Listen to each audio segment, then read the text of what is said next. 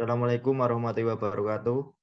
Yang saya hormati Bu Izah Sari Rotun Nijwa, SMMM, selaku dosen pengampu mata kuliah Manajemen Operasi dan Inovasi.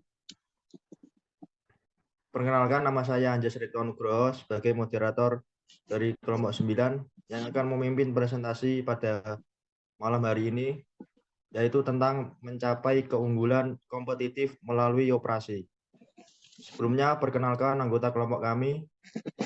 Yang pertama ada Laili Farida Alfulaila, NIM 344. Yang kedua ada Anjas Rikto Nugroho, yaitu saya sendiri, NIM 536. Yang ketiga Muhammad Rajif, NIM 542. Yang keempat Zida Marsha Labiba, NIM 575. Dan yang terakhir Haifa, NIM 586. Oke, langsung saja ke pembahasan materinya. Pendahuluan, apabila sebuah bisnis ingin menjadi unggul, maka perusahaan haruslah bisa menerapkan strategi yang tepat pada perusahaan. Strategi-strategi yang dapat diterapkan apabila ingin membuat produk menjadi unggul yaitu strategi diferensiasi, strategi cost leadership, dan juga strategi respon.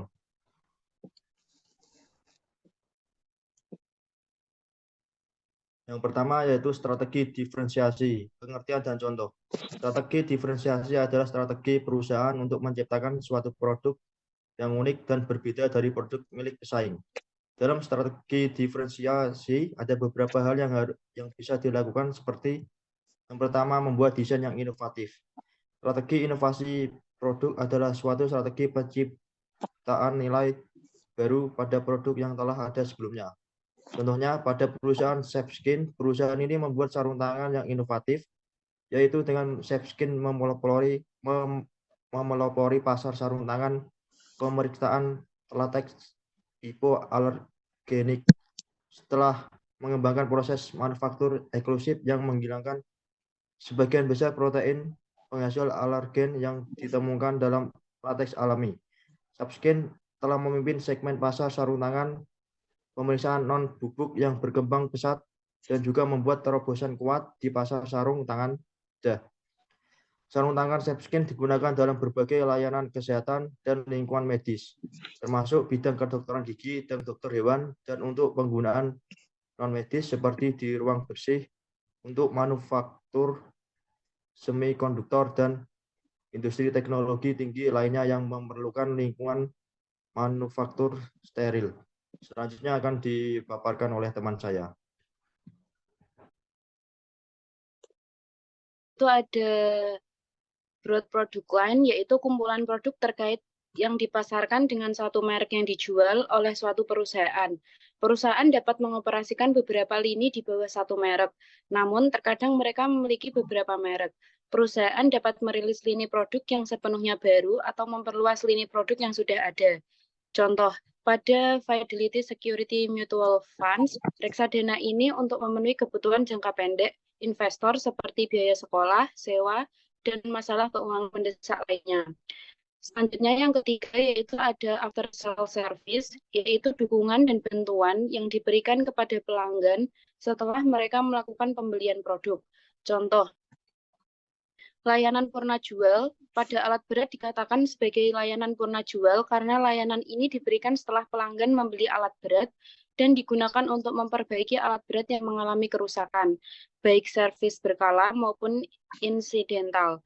Layanan purna jual merupakan salah satu faktor penting yang diperhatikan oleh pelanggan yang akan membeli alat berat selain keandalan mesin, usia pakai, kinerja, dan nilai jual kembali.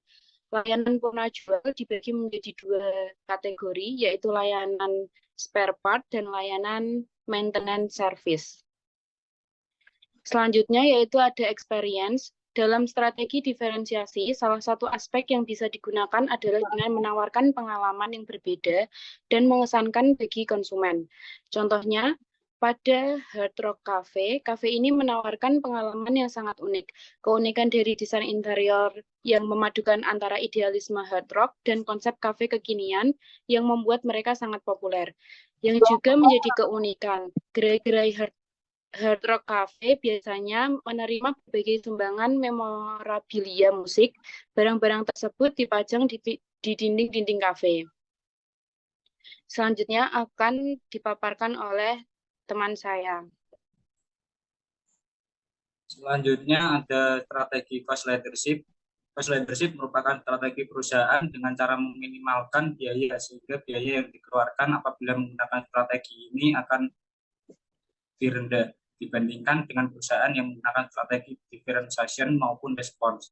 Dalam strategi low cash ada beberapa hal yang bisa diterapkan, seperti yang pertama, low overhead. Low overhead adalah istilah yang digunakan dalam konteks strategi bisnis untuk mengurangi biaya operasional. Dalam konteks strategi bisnis, low overhead dapat dianggap sebagai strategi low cost leadership yang bertujuan untuk menghasilkan produk atau layanan dengan biaya yang lebih rendah daripada pesaing. Contohnya ada French Call Rule, sebuah toko retail menerapkan strategi overhead rendah untuk mengurangi biaya.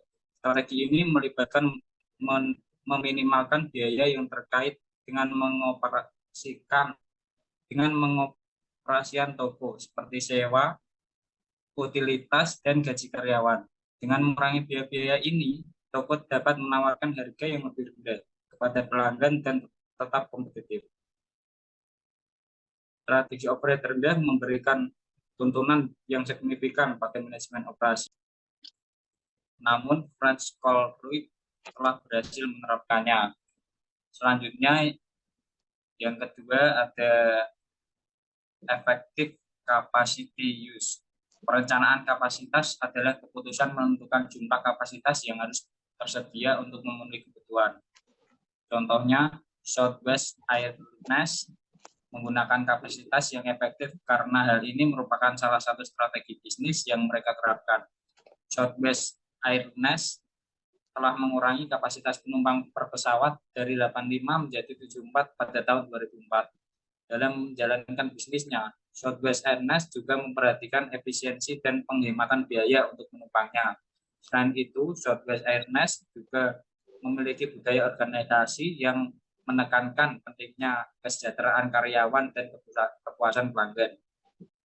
Dalam menjaga kepuasan pelanggan, Southwest Airlines melakukan beberapa hal seperti tingkah laku yang ramah tamah, sifat yang menyenangkan, dan mengirimkan hal-hal yang positif agar penumpang merasa nyaman. Southwest Airlines juga mempekerjakan karyawan yang ramah bila berinteraksi dengan pelanggan, memiliki keterampilan interpersonal yang baik, dan berpenampilan ceria. Dalam menjalankan bisnisnya, Southwest Airlines juga memperhatikan keamanan dan keselamatan penumpangnya. Selain itu, Southwest Airlines juga memperhatikan ketersediaan fasilitas dan infrastruktur yang memadai untuk mengatasi gangguan perjalanan seperti cuaca buruk.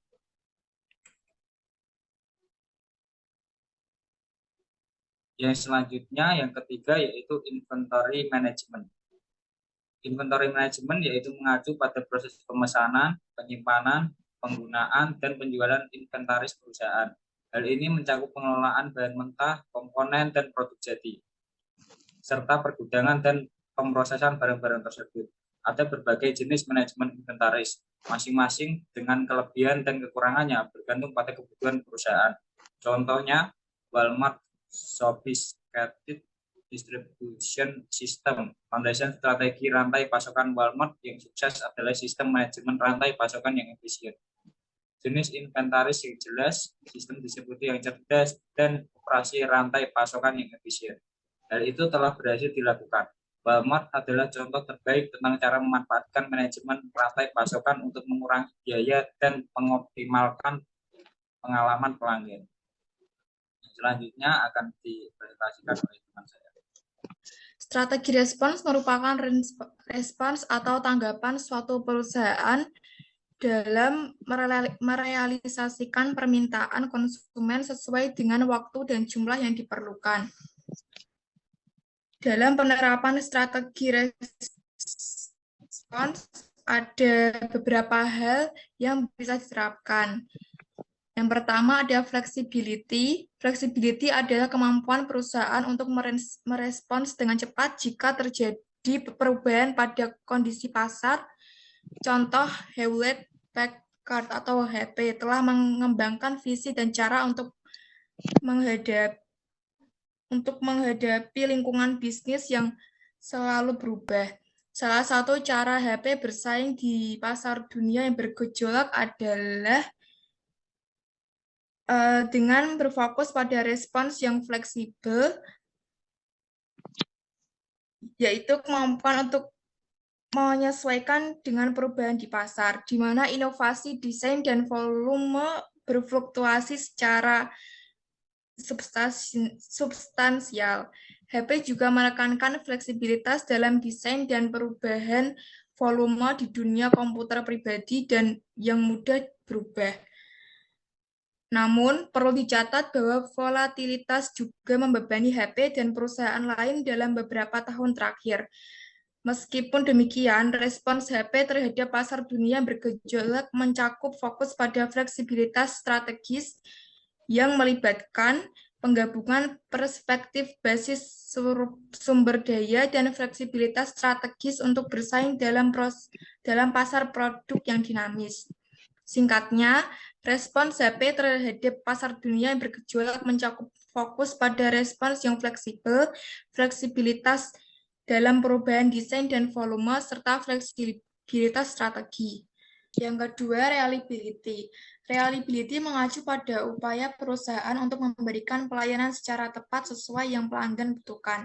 Elemen ini juga mengacu pada ketersediaan diri Anda untuk melayani pelanggan setiap saat dibutuhkan. Contoh, slogan FedEx yaitu Absolutely Positively on Time yang diciptakan untuk mewakili kecepatan dan keandalan atau reliability perusahaan. Slogan tersebut membantu membedakan FedEx dari para pesaingnya dan menjadi bagian ikonik dari merek perusahaan. FedEx telah bekerja keras untuk mempertahankan reputasi keandalannya dan bahkan telah membangun sistem pelacakan khusus untuk membantu pelanggan melacak paket mereka dan mengurangi kekhawatiran tentang paket yang tiba tepat waktu. Meskipun tidak ada basis data statistik yang dapat digunakan untuk memperkirakan keandalan FedEx, perusahaan ini secara konsisten menekankan keandalannya dalam kampanye periklanannya. Secara keseluruhan, slogan FedEx yang Absolutely Positively dan penekanan pada keandalan telah membantu perusahaan tersebut menjadi salah satu agen pelayanan pengiriman tersebar di dunia. Yang ketiga ada strategi quickness. Strategi quickness merupakan strategi untuk mengurangi waktu tunggu di seluruh fungsi organisasi. Peningkatan kecepatan dan daya tanggap yang dihasilkan meningkatkan ketangkasan dan daya tanggap organisasi, sehingga menghasilkan keunggulan kompetitif. Contohnya, Pizza Hut 5 minutes guarantee at lunchtime. Ini adalah bagian dari kampanye iklan Pizza Hut di akhir tahun 1980-an. Perusahaan berusaha membangun reputasi mereka sebagai restoran yang harus dikunjungi untuk makan siang yang cepat, lezat, dan juga terjangkau.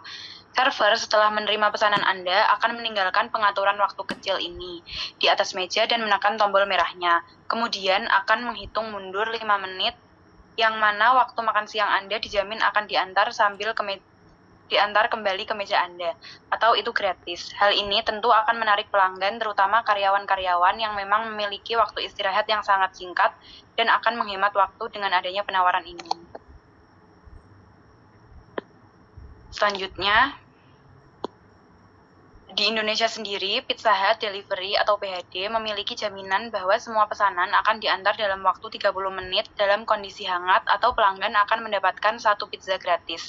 Hal ini disebabkan fokus mereka pada pengiriman cepat dan mereka telah menerapkan sistem yang disebut SISO atau Speed Inside, Safety Outside, untuk memastikan semua pesanan dikirimkan tepat waktu. Untuk menjaga kualitas makanan pada saat pengantaran, PHD telah melakukan penyesuaian bentuk makanan untuk memastikan masih dapat dimakan ketika sampai di lokasi pelanggan. Selain itu, petugas pengiriman yang disebut juga dengan Delman akan mengemas makanan sedemikian rupa sehingga tetap hangat dan minuman tetap dingin selama pengiriman. Perlu dicatat bahwa jaminan ini hanya berlaku untuk PHD, yang merupakan layanan pesan antar saja dan tidak untuk restoran Pizza Hut yang menawarkan pilihan makan di tempat. Saya kembalikan ke moderator. Sekian presentasi dari kelompok kami. Terima kasih. Wassalamualaikum warahmatullahi wabarakatuh.